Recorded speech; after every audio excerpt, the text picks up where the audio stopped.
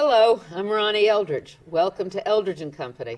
Karen White is a political strategist determined to see more pro-choice Democratic women elected to office. She does this as the political director of the largest political action committee in the country. It's called Emily's List. Emily's List is an acronym for Early Money is Like Yeast. It makes the dough rise. Yes, it does. Very good. What does it mean? Tell us. It's the largest institution that helps put women into office. We empower women by giving them the level playing field financially. Early money is like yeast. We put money into their campaigns early, help them run effective campaigns, and increase the number of pro-choice Democratic women into office. So it started when? It's now your 20th anniversary. This is our 20th anniversary, and I should tell you, Emily is not just one person. Emily is 101,000 women and men around the country who want to see more women in office. And it came about in the 80s when women were just beginning to run, or a few women had run, couldn't raise the money. That's right. In 1986, there were very few women in Congress. There was no woman in the U.S. Senate who had won on her own right. And Barbara Mikulski was the first one in 1986. I remember when she ran, right? Yeah, it was a great race. Right. And the other woman who ran but didn't win was Harriet Woods. That's right. Didn't win, came close, did not have as much money as she needed, and we tried to be there to help her. We didn't quite get there on that one. I love the story that it started in a basement. It started in a basement. Ellen Malcolm, who is our founder and president, pulled together her best friends. They all brought their Rolodexes together in her basement and started putting together names of women that they could call to write checks to women. And it's the same concept today as it was 20 years ago. Women write a check for $100, and then they support other women around the country. So you might be in New York and you would like to see Maria Cantwell elected to the Senate in Washington. Your $100 may go to Maria Cantwell. So this is how it works. You make a contribution to Emily's List. Yes. Then there's a board, or there's a group of people who decide who to support? That's the beauty of it, is you decide. You as a member get to decide, Ronnie. We send out a mailing and we recommend our candidates. And you may have 4 or 5 or 6 candidates in a mailing. But how do you pick the 6 candidates? Well, we assess their campaigns. We assess their viability. We assess their ability to raise money. We get in there early and help them and train them, help them find a campaign manager, and help them become viable. So how do you do? So let's stop now. Sure. If you're a candidate, how do you get the help? You work with our campaign division and our political division, and you come to us and say, here's how I'm going to win. Here's how I'm going to get 50 plus 1. We're going to help you raise the money. We're going to help you put the campaign together. You need to hire a professional campaign manager, and then we'll endorse you and put you in a mailing, and then we'll send out the mailing to our 101,000 members, who will then choose themselves. Do they want to give to Governor Jennifer Granholm of Michigan, or do they want to give to Senator Hillary Clinton here in New York? So now the other side is, I'm a contributor, and I hear about Emily's List, and I write to you. Do I have to pay an initial fee to join? No, there's not an initial. We have $25 members, and we have $100, and we have $1,000 people who give money. But the average contribution is around $90. Most people give $100 to Emily's List, and then choose 2 candidates in a 2-year cycle for a $300 every 2-year contribution. So after you've researched these people and spoken to all these people, then you send this mailing out. That's right. I'm at home looking, and I check these people out. That's right. And you see Hillary Clinton. Yes, that's who I'm sending my $100 to. And the beauty of it is, she'll have money from women and men all around the country who want to see her in the U.S. Senate. So when you first started 20 years ago, how much money did they raise? Do you know at the beginning? Oh, very little. A couple $100,000. Right. And now we're the largest political action committee in the country, and the largest institution that raises money for women. It's really amazing. How much money now do you have? We're over $34 million in the last election cycle. So it's great. And we've grown to evolve to meet the new challenges over the course of the years. So we have then now in the Senate, how many women? We have 14 women, 9 pro-choice Democratic women. So 14% of the Senate is women. That's all. Yeah.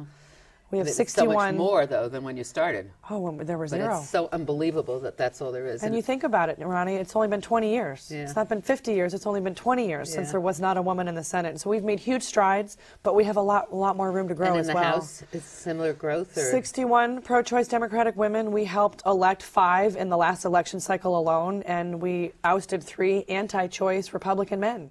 So it was a very successful year for Emily's List, even in the tide of a difficult national election for the Democrats.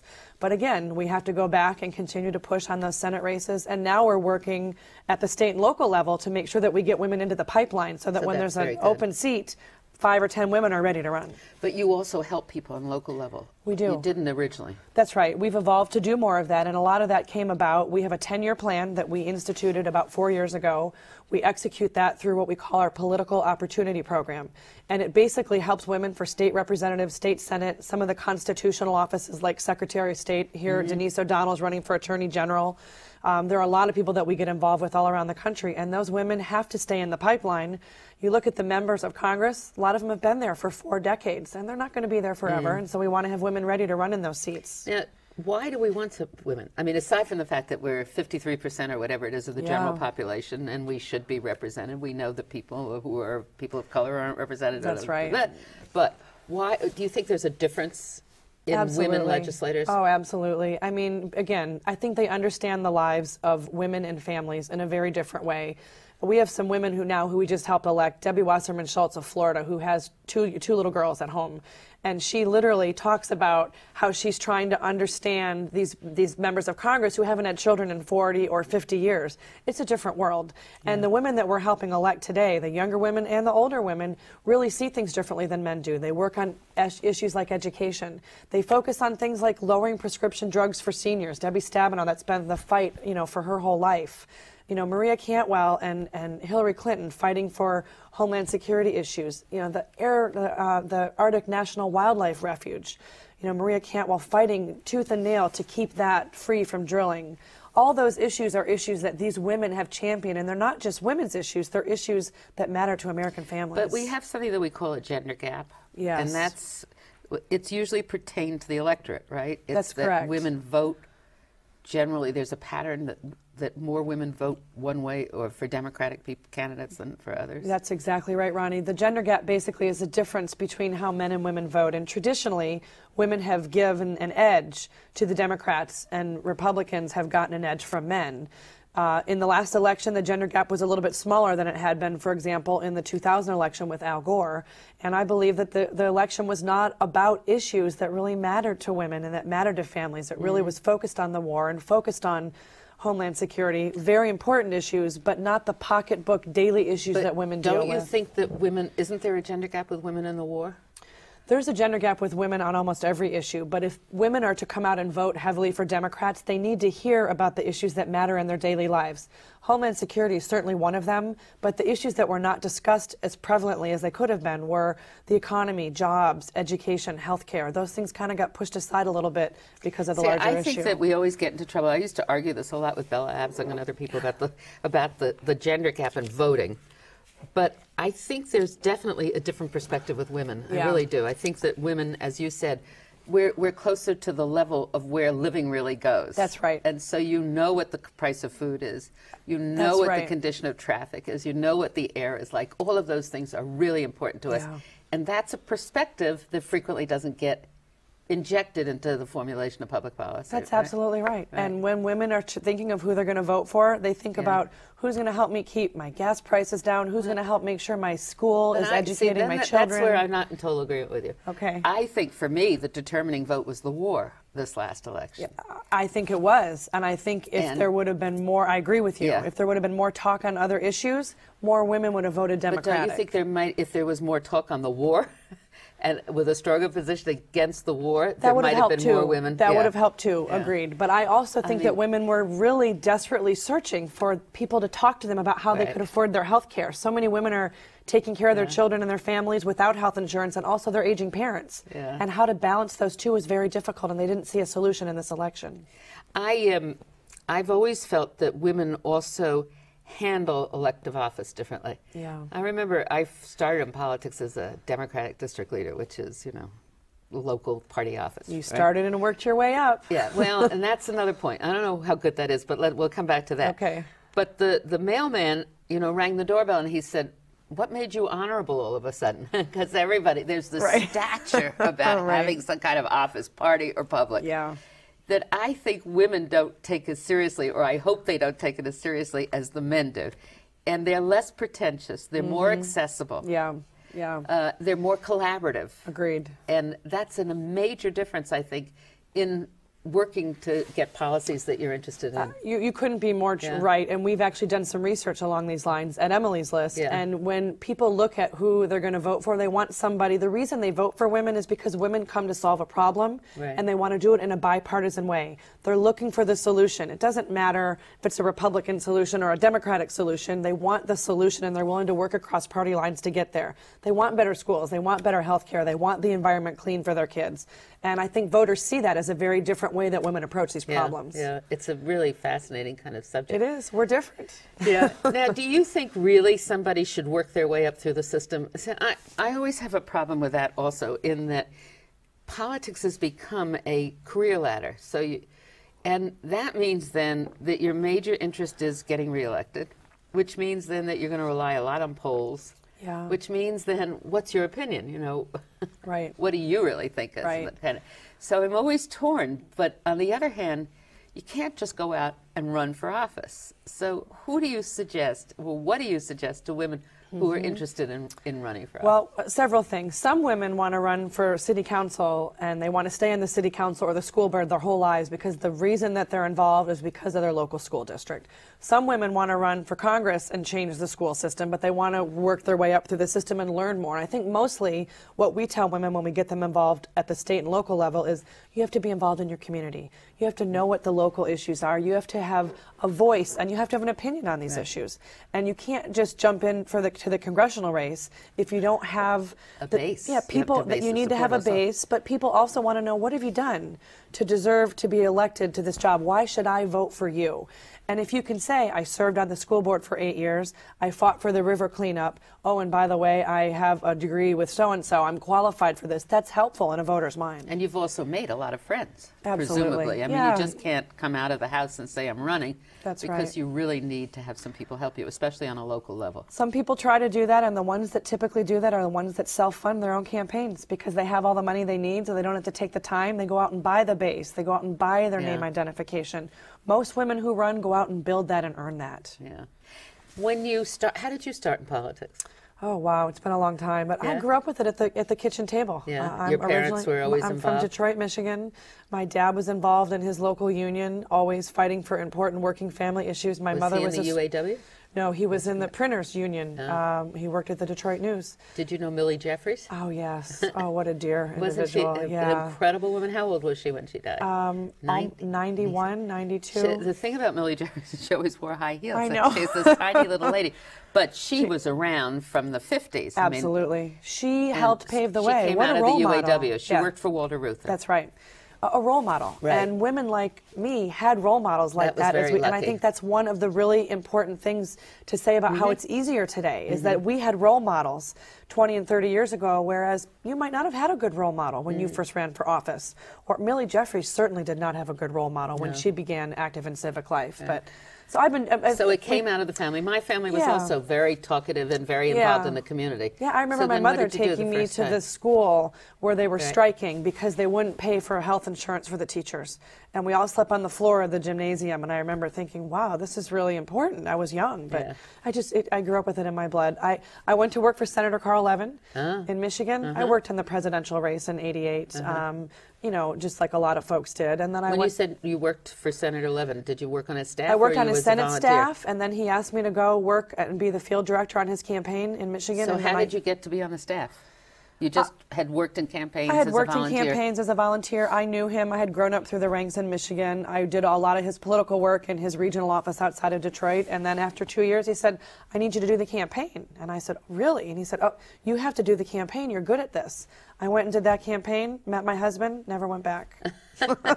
I met two husbands through politics. You did? On campaigns? Well, one, I was painting posters for Stevenson Kefauver in '52. Wow. And Larry Eldridge came along, and he went, we went out for coffee, and then he appeared to escort me to the polls for poll watching, and then he never left.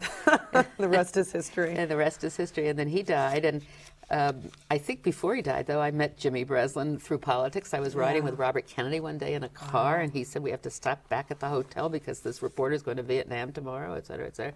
So, but then years later, I was working for Lindsay at City Hall, and there was a big story, and Jimmy used to hang out in the office, and then his wife died, and so we got together. But it's so interesting because it used to be a great source of social life. I don't know if it is now. I do believe it is on many cases. I mean, I have friends all over the country. I've worked in 32 states. I've worked on dozens of campaigns. I could go to Denver and have a guest room. I could go to California. I could go to Louisiana, where I spent a year. I could go back to Michigan, Chicago. I have friends, and really, you build that quick bond on a campaign because you really feel like you're in a war together. Right. And so you meet each other quickly. You go out after work. You have lunch together. You work together 15 hours a day. I think it is very social for many people. And there's something very special, no matter how cynical I get about politics. And my experience in the city council was not so great, but there is just something so special about people who are really interested in politics. I agree. I completely agree. What is it? It's a I mean, so as cynical as maybe as you're saying, I think that we are drawn to it because we know what's right. We want to make a difference, and we want to elect somebody that believes in the values that we did. To me, it's that simple. We want to make the world a better place. I want more women in office because I know that the world will be better for my children if there are more women in office. That's important to me. That's so interesting. Yeah. Do you and your husband, are you on the same side? We are 95% of the time. There's every now and then one or two little issues, and we just don't talk about those. Yeah. You have 2 children? I have 2 children. And does the 7-year-old go with you when you're doing things, goes to rallies? She goes with me. We go to rallies. She was in the front carrier when she was 3 weeks old at a rally. She met Dick Gephardt back after when she was 6 months old. So yeah, she does. She does the flags and all the parades with us, and my kids love it because they get to meet people. That's so great. Now, what do you think about the Democratic Party? I mean, what's Howard Dean going to do for us? I hope Howard Dean is going to revive the Democratic Party and really get back to the basics of grassroots campaigning. That's what his message was during the election. That's what his message has been since he's been the DNC chair. We need to get back to the basics of talking to people one-on-one at the door with that personal contact, and it shouldn't be run from Washington. It should be run from the states where it matters in the local communities. It's what's so interesting. I mean, that's, I think, the major change in politics since I started. Yeah. And I got interested in politics because I was born on Franklin Roosevelt's birthday, and so when he ran, that's great. You know, I used to send birthday cards, and sometimes I got a card back, and it was a whole big thing, and there was always a big ball, the March of Dimes ball, on my birthday, and so it was.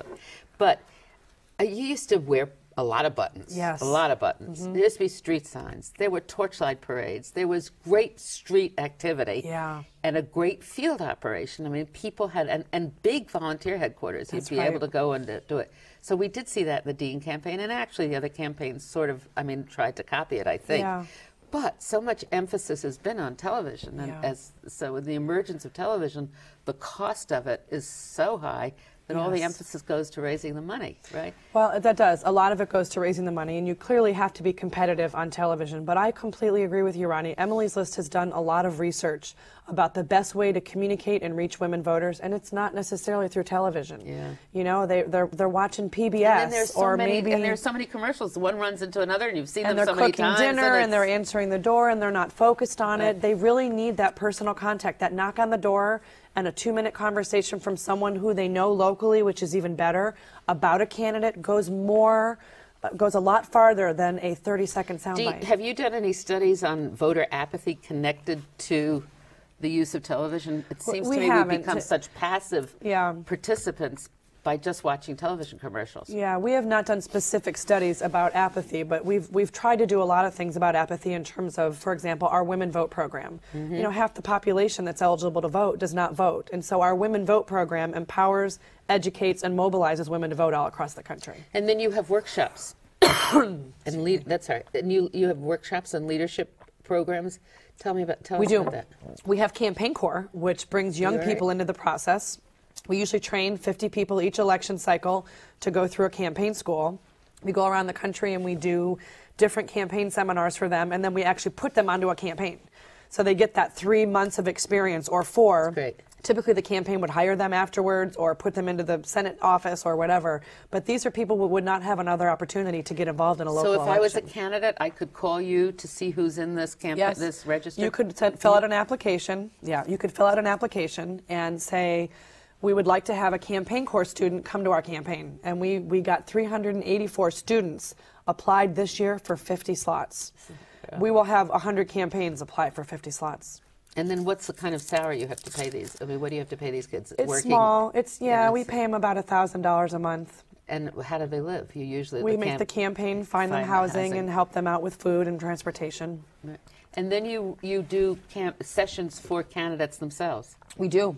We have a training session where we train candidates, and we train every worker that you could possibly need as a candidate. So right now we're training finance directors because people need to raise money.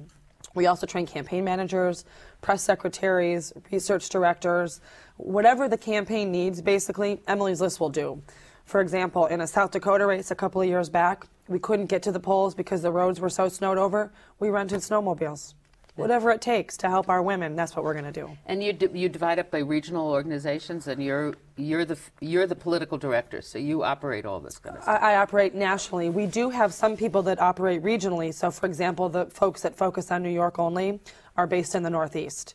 And we do have, that's where we get involved in the state and local elections in particular. I was looking at the list, some of your stuff that you have here, and women running for office, and I have to, now I feel like my colleague, Doug Muzio, he's always got papers all around. But if you look at this list, which is very interesting, California has a long list of elected officials, and New York has a very short list. Yes, so it does. how do we account for that? It's a very interesting This is question. New York. New York has five Democratic pro-choice women. It ranks 24th in the nation for number of women in office. Democratic women. It's for a progressive state, that is not good, and that's why we're focusing on New York. We're a very backward state, actually, politically. Yeah, well, we're here to change that, I hope. I wish you would. I mean, it goes back a long time, but I think the state party is not very powerful. The county organizations differ, and they're very cronyist kind of organizations. And the men, when they're in a position, will pick men, so we need that strong support for women. The Women's Political Caucus has never really been able to carry it here. Well, we want to work with any and all in the state of New York. As I said, we have a 10-year plan. New York is one of our top tier for 10-year plan. We're focused on the state Senate in particular.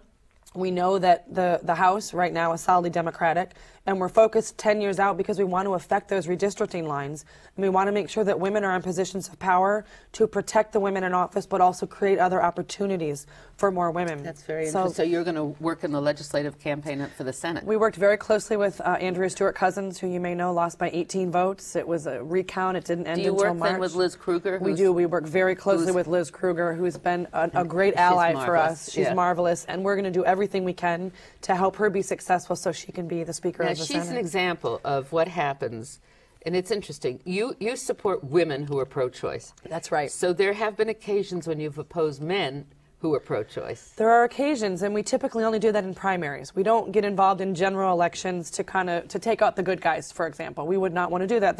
Well, you can't do it if you're going to support Democrats. There are a lot. Right. There are a lot of men. Right, but you could primary them. We don't do that. If there's an open seat, for example, in Pennsylvania last year, Pennsylvania 13, Allison Schwartz was running in a primary against a gentleman by the name of Joe Torsella, who was a Democratic man who had worked for the governor of the state. He had all this political base.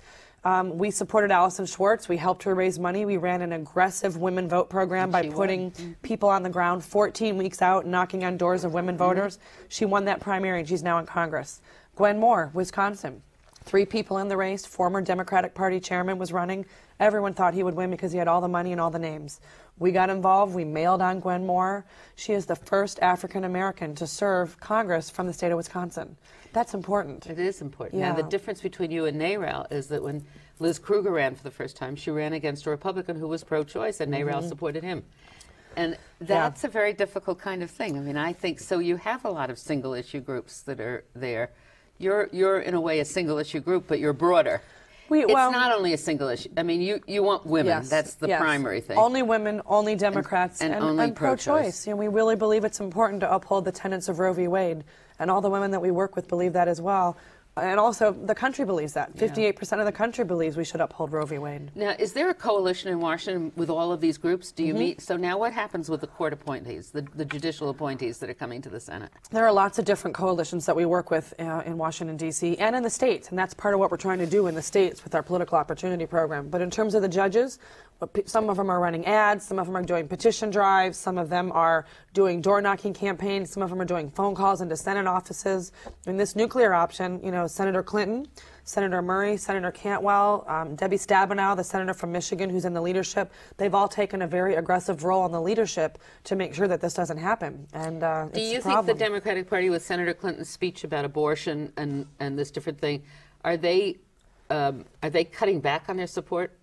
I don't believe so. I mean, I don't think Senator Clinton has said anything new that she has been saying for years. All she said is we need to do everything we can to prevent abortions, to reduce. And we all agree with that. We never want women to have to make that decision. We want to make sure it's their choice. They put us into a position of having to say that, which is, yeah, you know, the result of the years of the polarization and campaigning, right? I think that's to some extent, but the country is predominantly pro-choice, and they know that when you get into these certain situations, that's not a role for government to have. It's a personal, family, religious decision that you want to make on your own with your family. Right. So I just wanted to go back. The Democratic National Committee, it has a separate women's? It does. It's called the Women's Vote Center, I believe. Yeah. And what does that mean? Do you think that separate women's divisions within the party strengthen it or weaken it? Well, I hope that it strengthens it, and I hope that everybody now realizes, as Emily's List has realized for 20 years, that women voters are what keep Democrats in office. We're not going to win for the Democratic Party without a majority of women voters. We lost some ground with women in this last election. We need to regain that. And who are the women? Where are we looking for next year? We have a program called the Women's Monitor where we do research every cycle, and we actually share it with all of our colleagues on the Hill and within the party and our other progressive allies. We're looking at women to watch. So we call them our women to watch, and we're going to track them for the next 4 to 8 years. Latina women, we need to watch. Non-college women, we need to watch. Those new registrants voted overwhelmingly for Kerry, but there weren't enough of them. And as you know all too well, they drop off in non-presidential years. Right. So we have to keep talking to them to make sure they vote in the 2006. Is this on your website? We go into the field tonight, literally, with the poll. And so we'll be rolling it out at the very beginning of June. And what's the website? www.emilyslist.org. If you want to run for office, if you want to learn about our programs, if you want to be involved in a training, you can look on our website and see where's a local training. You can also call our office. Well, it's really, it's an exciting premise, and I do hope you're very successful and you elect many more women to office so that we have 53% of all the elected bodies. We will not rest until we have parity of women in Congress, in governorships, and at the state and local level. Thank you very much, Karen White. Thank you for having me. It's been fun.